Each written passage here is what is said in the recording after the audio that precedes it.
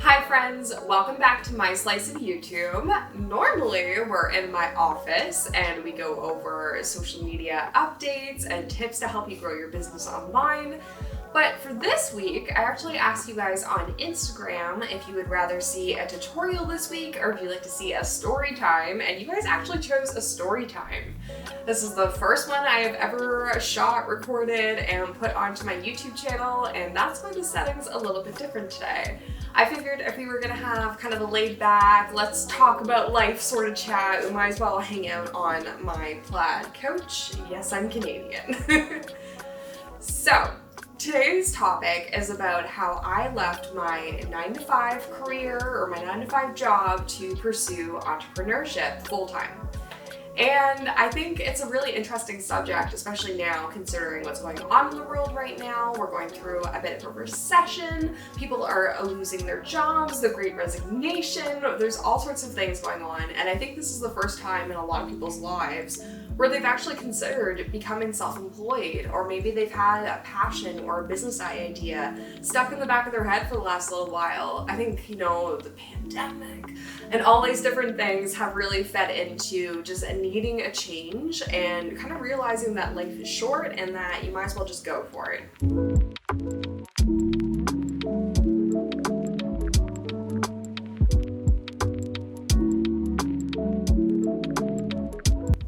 So I'm going to break this story down for you in the same timeline as it happened in my life. So to get the real answer to this question, we need to go back to basically my grade school days. When I was young Ashley, childhood Ashley, I was always an extremely creative person. I was the type of person that was able to grab something new and try it out and get super into it and kind of master it within a little while. I had so many interests growing up that it was kind of hard to pinpoint one thing and pursue it fully. So I remember, creating my first websites when I was like 8 or 9 or 10 on like Pixo, if you guys remember that website. I remember editing my first big video project was a music video for my dad. It was it was a submission into a contest for a Journey song, and they had to recreate a music video, and I was actually helping him slice the footage and edit it and get it all together, and really enjoyed that project. My father had a camera because he owned the real estate book. They would take photos of houses. Can you imagine? This is how old I am. It's before the internet and MLS and all that kind of stuff. We used to take photos of the houses and then print them out in books and hand those out to people, and that's how you would shop the market for houses. So the camera that he was using to do that kind of work, I would take on the weekends or whatever, it wasn't being used, and I would take photos of my friends or photos of myself. I remember doing, styled photo shoots and stuff like that, and they were all just going on Tumblr, DeviantArt or something like that, or I guess Facebook too. It was never ever a serious endeavor, but there was always a creative bug within me. I also had some acting chops growing up, so I've starred in school plays, and I guess that makes sense now when I think about my personality and how outward and bubbly and stuff it is. It doesn't intimidate me to go out there and exchange energy with a crowd. I really enjoy that. But I am an introverted person, so I enjoy it in bursts and little sprouts. So that's to understand who I was as a child.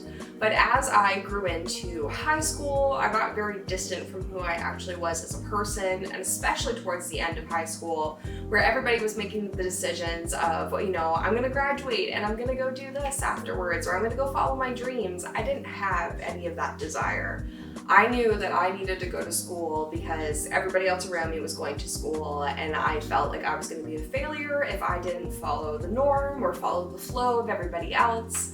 And so I went. I applied to a university, and it was a liberal arts college, and I got into it. I got a little scholarship to go to it, and I went for the journalism program. My end goal at that point, and I may have just had a death wish at this point, but I wanted to be a war reporter, which seems really ignorant to say now concerning what's going on in the Ukraine and other parts of the world. I know now I would not have wanted to be there reporting on all of that. It's just not my jam. So my first year at university, I definitely struggled, and as I was taking journalism courses, I was also taking communications courses, And that's where my main interest ended up being piqued. I was so much more attentive in those courses, so much more into, the homework and the essays and the things that we had to do for that class as opposed to the other classes that I was in. And it wasn't ever a route that I saw myself pursuing. I had a really brutal first year at university, and I just wasn't old enough to handle it, I think is the best way to say it. Like, didn't go in there with the intentions of doing really well. I didn't go in there with the intentions of pursuing something afterwards. I was just there, and I think if you go there without that kind of drive, you can really just kind of fall apart when you get there. And that's absolutely what happened to me. I was 18, out of the house for the first time, had no drive or ambitions for anything I was doing. It was brutal. And you're broke, you're lonely. Like, it's a hard thing to go through when you're not sincerely passionate about the end goal and what you're trying to accomplish. So after my first year, I left the university. So I withdrew from the university, I dropped out. I did finish my first year. I was able to go back for a second year, but they wanted to put me into like an academic probation. And of course you're paying to go into the years and stuff, and you're not sure what you want to do. And it seemed like a waste to me at that point, and I got overwhelmed, and I said to myself, okay, well, I'm gonna move back home. I need to take a step back. I need to start. I was working at the time, but I wanted to work full-time and make full-time money, and I just wanted to go for that for a little bit. So I had so many different jobs during this period, but eventually I landed at my first real job. And my first real job was working for one of the big banks in Canada as a bank teller. I was a bank teller for, I want to say 3.5 years. I started out in where I would have went to high school, and then my family actually ended up moving back to my hometown, and I was in a situation there where I needed to get out of, so I was able to eventually move back to my hometown and live with my parents again for a little while. And I was able to transfer branches or banks at the same time. So when I ended up in this new city and working at the bank here, I was actually somebody that they started pushing to work on the business teller wicket, and it ended up becoming my thing. So I would go in the morning, bright and early, I would open up the bank, and then I would stand at this business wicket, and I would greet all these business owners that had their bank accounts with the bank. They would come in to, deposit their checks and deposit their money. They would, need change for the day and their tills, and just all sorts of other interactions. Maybe they were wiring money or doing a big, purchase. It was really, really cool to see for the first time that people that owned businesses weren't these like godly superheroes that had everything figured out and knew they were getting into business and everything like that. They were just normal human beings that had a passion or had a drive for something and kept taking steps towards that and kept pushing forward for that. And it was so inspiring to me, especially being in a job where I just felt so unappreciated and I wasn't being fulfilled there. And again, just going through the motions of life without actually having passion behind it, I think is very draining of your soul. And that was what I was going through. So it was like those little conversations that I would have. And still to this day, I run into some of those people that I was serving there, and they know me now in my entrepreneurial journey and are just so amazed that I was able to start there and build up to that. But it's because of them. That was a huge inspiration to me. So through working for that job, I was eventually poached by one of these business clients to come work for them. They offered me $10K more than when I was working at my bank job to come work with them, and they sold it to me as a customer service role, but within an office space. So I already have personality for it, and I'm good with people, and I thought, okay, great, this sounds like a great move for me. The unfortunate part about it is when I did get into that role, it ended up being very collections heavy, and it wasn't very much so disclosed to me at the time of taking the role. So I get into this job where a big percentage of what I'm doing is now calling people, I'm chasing them for money, I'm shutting off their services if they're not paying. It was a very heartbreaking experience, and it was, from going from a high from talking to all these business owners and keeping up with them and seeing what's going on in the Fredericton community to now being the person that's, putting this damper. And of course, everybody has to do these jobs and stuff like that. They're not bad people, and these companies aren't bad or anything like that. I don't want this to sound like I'm here bashing everybody. I'm just here telling my story and why I kept moving from these situations. So throughout that role, it was a contract role, so I knew there was an end date in sight. So that helped me get through that experience. So like most of you, I had spent a lot of time on social media growing up, and especially during this time as well. And there was always something in the back of my mind that was like, I want to be like an influencer or a model, or like I want to have some of these opportunities that the people have in like Toronto and New York. Like, why can't New Brunswick be fun? So I remember buying a $500 like starter Canon camera with a kit lens from Best Buy, and I would do free photo shoots with some of my friends. I would come up with these really cool creative concepts and find the perfect location and find the perfect model for it to bring it to life, and I would get us all together and it'd be a free thing, and I would take photos. I was also modeling at the time, so I was doing the opposite thing too. I would have friends that are photographers that would come to me and have ideas that they wanted to pursue, and I would help them complete that. So both sides, scratch my back, I scratch yours kind of thing. Eventually, I met my ex-boyfriend through Instagram. I was a model, he was a photographer in the area. We got together to do a photo shoot, and when we met, there was some sparks that set off and yada yada yada. That's a story for another day, but we ended up creating a company together. This was my first business. It was a photo and video production company. We started with photos only though. And when we were starting, it was while I was still at this corporate job, calling people and shutting off their services. This kind of became my creative output, and it grew a little bit from there. We had a Facebook group with like 1,000 people in it from all over Atlantic Canada. That was super cool until it got to the point where I found a lot of people in there were just looking for free stuff, and I kind of felt like I was devaluing the community that I was trying to help as a whole. So I did end up eventually shutting that down. And then we had creative meetups as well. So we would go to a different city in Atlantic Canada, and we would connect with all different creatives there and advertise in their city, and it would be a free meetup, and we would all come together. There'd be models, photographers, videographers, you name it, and we would create content together. And it was just so much fun. I really enjoyed those events, and I do miss those. It's something that I want to maybe bring back a little bit. Through those experiences, it validated that one, I was a photographer as well as a model. 2, I could teach myself new skills without having to be professionally trained. And 3, if I was able to organize things well enough, I could attract the right people to me.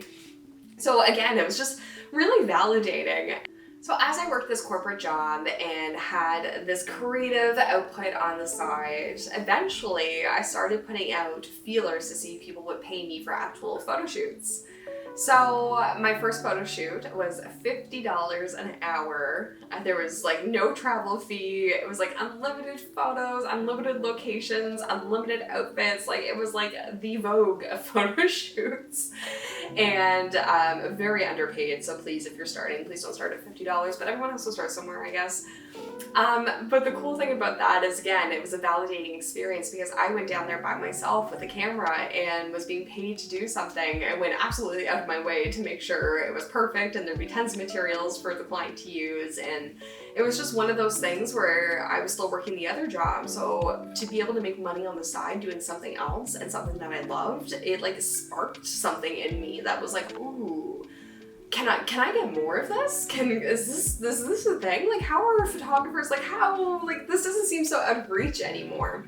So then we started advertising more and more, bringing on more clients, slowly inching up our rates, eventually to the point where my contract was coming to an end at this corporate job. And I remember sitting down with my manager, and he was like, look, he's like, we're ready to sign you on for another year if you want to stay. And it was nice to have the job offer, but I think there was a part of me there was 2 parts to it. One, they were offering me another contract instead of signing me on as an employee, so like that kind of stung a little bit. And then the other side of it was that there was this fire being lit within me. I could be miserable working in a cubicle here, but yes, making this money and staying around and having that security. Or I could jump off this cliff, not knowing if there's a landing or anything there, but knowing that that risk is greater, or that experience will be better for me than just staying stuck and not knowing and wondering what if. So, is there a clear route to entrepreneurship? No, I don't think so. Not unless you like go to business school and you have an intention and you create your business plan there, and then you leave school and you go from there to snowballs. But like aside from that, like a lot of the business owners that I've met, and not even just through like, you know, photography or marketing or my business now, like people I've met at networking events, people, mentors in the community, like everyone I talk to has no idea what they're doing. Or if they do know what they're doing, it's taken them a long time to figure it out and a lot of trial and error to get there. The successful business owners that I know are the ones that are truly passionate about what they do at the end of the day and what the result is for their client. So it usually comes down to helping people, and people just find their own ways of doing that. And I think that's really beautiful. And when you know your why, you can show up in all these hard situations. You can show up when shit hits the fan, but when you know your why, that's the thing that kind of pulls you through that. So did 10-year-old Ashley, who was making Pixo websites and editing weird music videos for her dad and taking photos with her friends, know that she would be sitting here like 18 years later with her own marketing business, her second business, her most successful business, doing it all by herself? Like, no. Did depressed Ashley working in that cubicle like 5 years ago know that she'd be sitting here today being able to pay for the roof over her head and all this? Like, no. I never knew that. And I think that's something so, like, it's the hardest and scariest part of it for people to go all in is the not knowing. And I am a type, I know I seem chill, but I am a type A personality. I want things planned. You want me to come out tonight? I want to know when it starts, when it ends, when our drinks, when people are arriving, what's fashionably late. Like, it's just like, lay it out for me.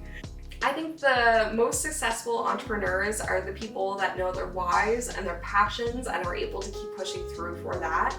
And that's why people jump off these cliffs. That's why people take risks.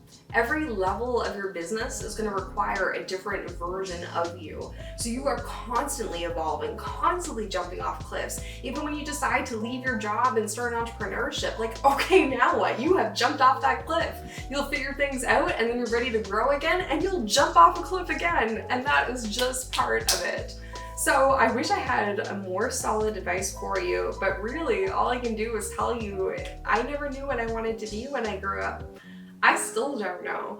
And I think that's okay as long as you keep taking steps towards your true authentic self and your passions, and you know your why at the end of the day, and you're serving the people that you want to be serving.